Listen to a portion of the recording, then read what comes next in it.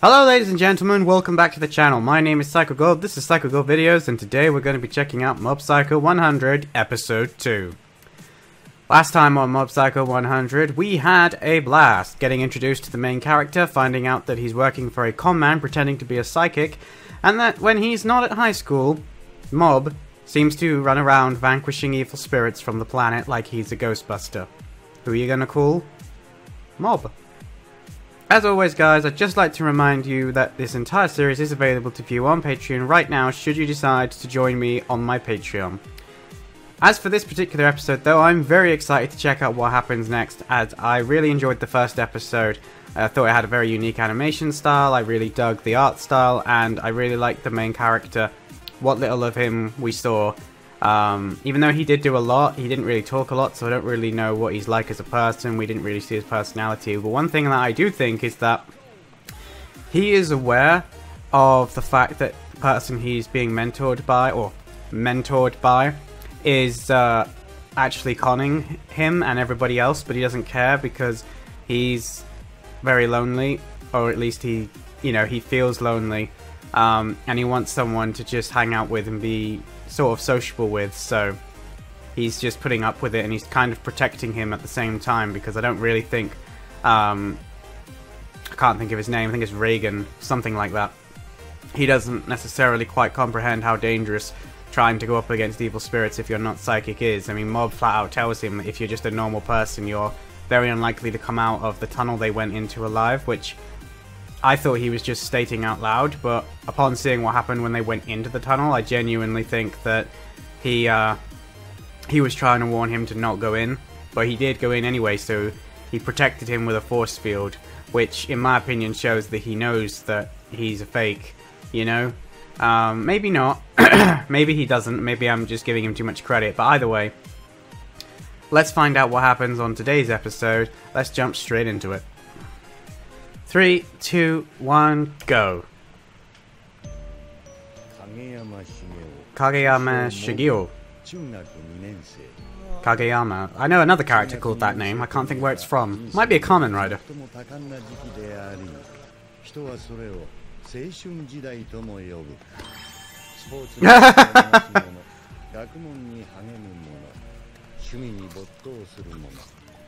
Is that a PlayStation Vita then?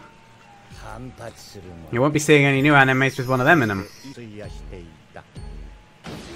Was that One Punch Man? He was reading as a manga then? Nah, I'm gonna have to...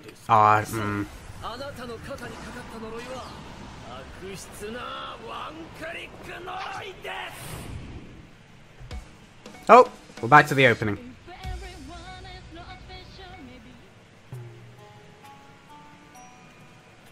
Doubts about youth, the telepathy club appears. Reagan's special move. Everything he does is special move. What the? Okay.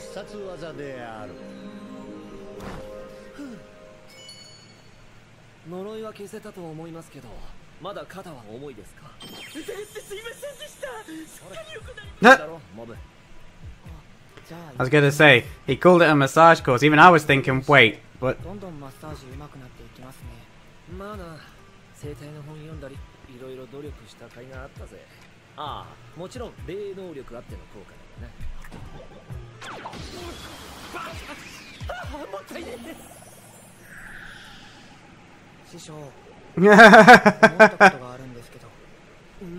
I was gonna say, so he's trying to persuade him to not do that, not be, because he,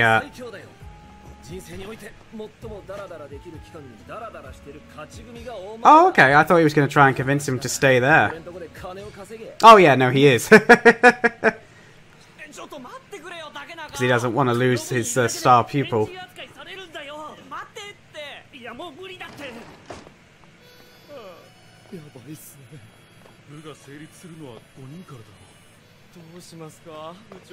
Oh, there's an actual telepathy club. Whoa.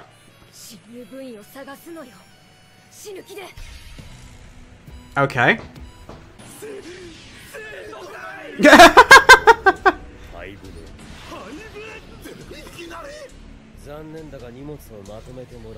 I was gonna say, they were quick.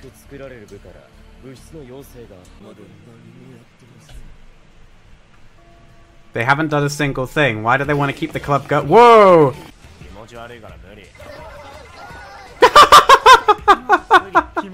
It looked like zombies. That was brilliant. I'm gonna go out on a limb and say that there's at least one person who's probably gonna say yes.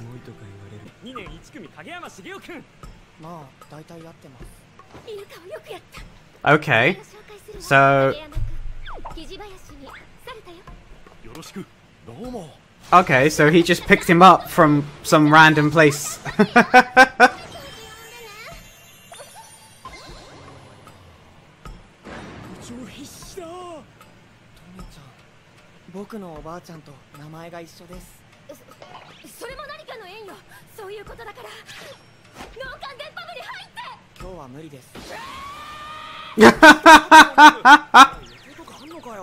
Why are they so surprised if they're supposed to be telepaths? It's the telepathy club and they're like, what's exorcism? Wait, what?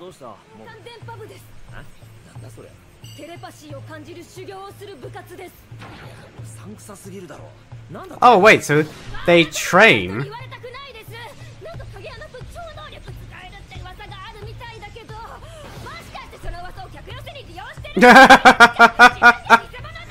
Battle of the Wits.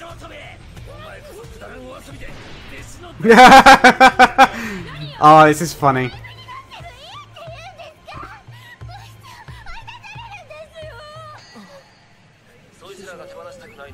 Yeah, and he's right too, it is crocodile tears.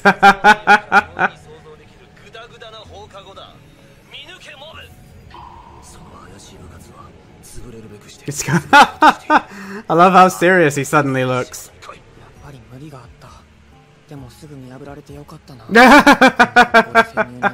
I was gonna say, on what planet did he think that was going to work?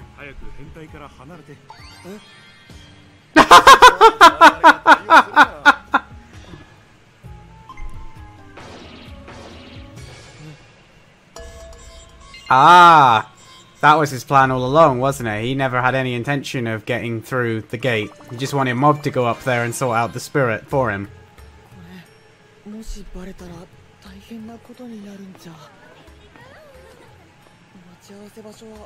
Why is he sneaking? That'll just make it more obvious. I was going to say, he's far better at dealing with spirits than girls, it would definitely seem. Which doesn't really surprise me.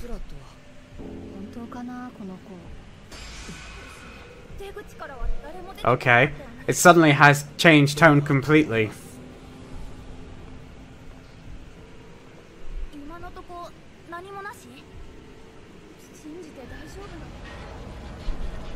See, when he does stuff like that, I can't tell whether or not they can see it as well. Or whether, you know, it's one of those things where only I can see it, like, because we see it from their point of view? Whoa, okay. He's big.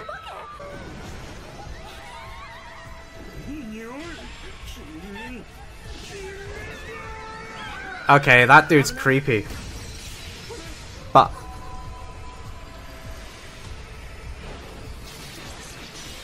okay, and I think that's going to be the end of him somehow.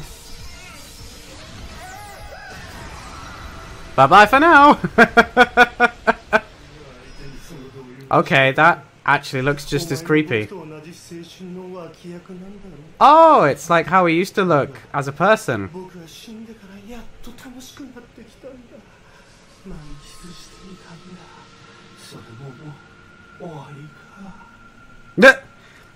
There you go, a nice depressing moment to end on.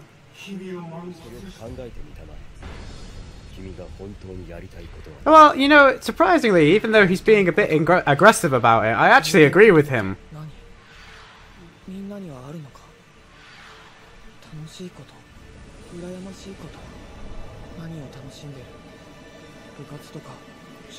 But, yeah. Yeah. I think his brain was melting then.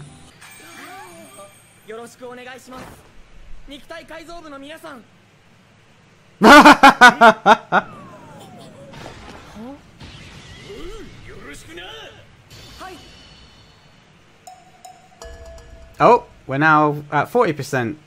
Oh, okay, and we're also at the end of the episode. Fine, that just flew by.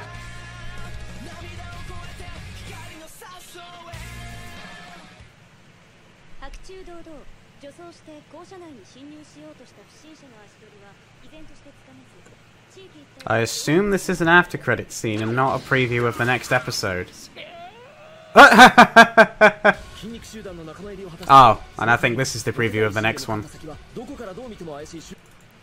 Well, there you go, ladies and gentlemen. That was Mob Psycho 100 episode 2. Very different to the first episode, but very similar at the same time. Didn't see that end bit coming where he changed his mind and decided that he wanted to join the Body Improvement Club instead of the Telepathy Club. But at the same time, I think it's more realistic. Like, why would he join the Telepathy Club? Realistically speaking, there's no real reason to join it. He's not interested in it. They openly admit that they don't do anything other than just mess around, which probably would be the club I would join in all honesty, but at the same time, he does actually want to improve himself and get better, so the Body Improvement Club makes complete sense. As for the contents of the episode itself, I thoroughly enjoyed him going up against that big ghost. It was great to see his interactions with the girls of the high school. You know, he's not very confident, he's socially awkward, which is pretty much what I thought in the first episode.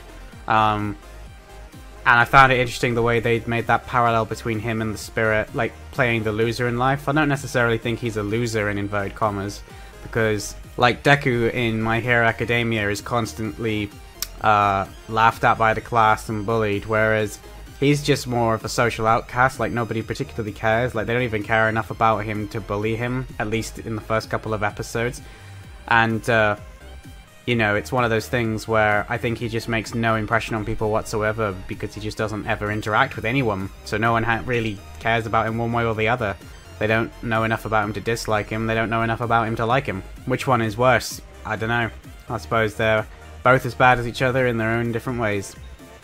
I suspect he will end up becoming friends, or at least being a part of the Telepathy Club, though I can't see him staying part of the Body Improvement Club, or something's going to happen in the next episode to change his mind. I don't know, but I think that the Telepathy Club is probably going to end up being the club that not necessarily stays, but maybe he'll become friends with the people who were previously in the club anyway. I also can't quite figure out if people are used to psychics existing in the world. Like, obviously, it must be some degree of normalism, but there seems to be quite a lot of skepticism around it as well.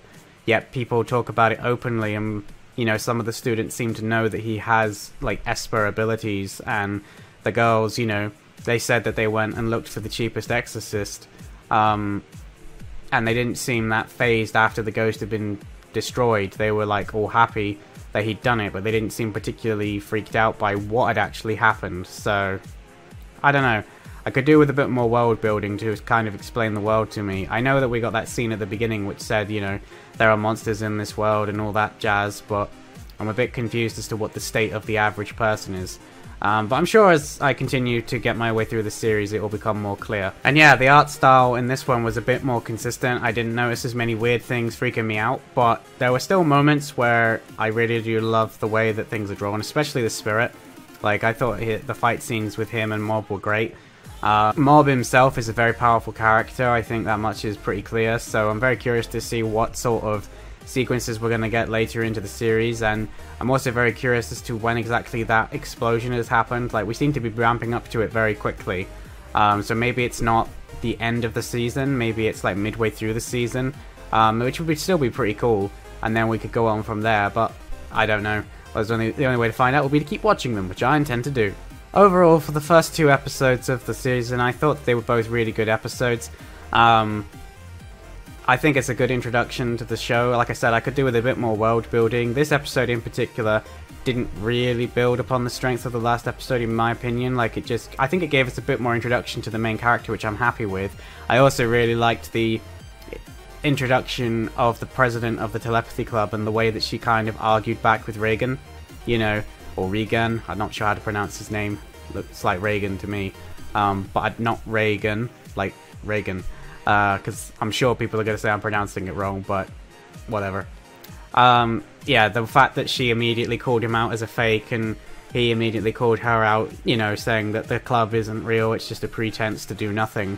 And they're both right from the looks of it, which is even funnier. So that was kind of cool.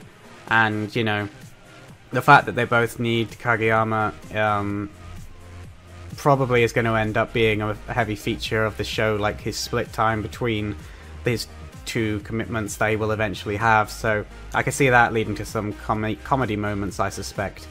And yeah, like, I'm very much excited to continue watching the rest of the season. If I was watching this live when it had aired, it would definitely be a show that I'd be adding to my list to see when the episodes are going to come out next. I definitely want to keep watching it. It's not like I'm just forcing myself to watch it. Like, some animes I watch, and I watch the first couple of episodes and I think, I don't know, but this one I'm like, yeah, actually I want to keep going. So that's a good reaction to have when you're watching a new anime. But anyway guys, that's going to be it for this particular episode. If you enjoyed it, don't forget to give it a thumbs up, leave a comment down below letting me know what you thought of this particular episode, and if you're new around here, don't forget to click that subscribe button because we have videos coming at you quite a few times a week at the moment. And as always dudes, I am Psycho Gold and I will see you in my next video. Psycho Gold, out.